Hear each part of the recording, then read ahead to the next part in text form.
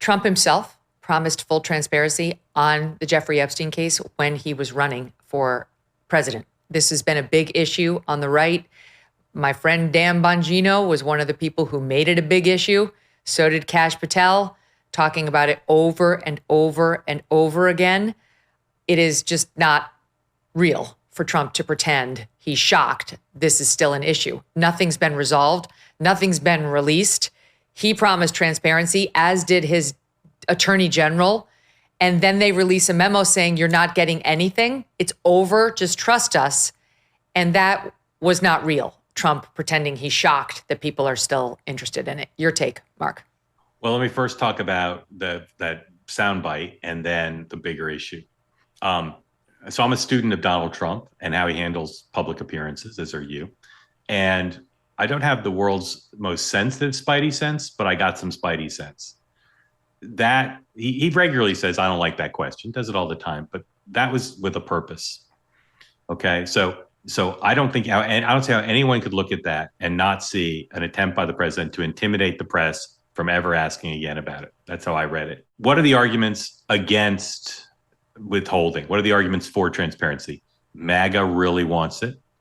I keep a running list here of all the news organizations on the right and individuals who are demanding transparency still. It's a long list, and it includes many people who are typically automatically supportive of the president. So MAGA wants it. His base wants it.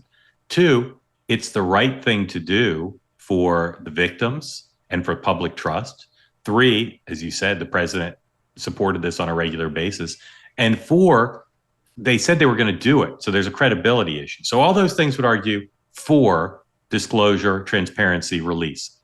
What's on the other side? I pause pregnantly. What's on the other side? What's on the other side is the suspicion that this is intended to protect rich and powerful men. So I think that this could go either way. The news cycle could move on.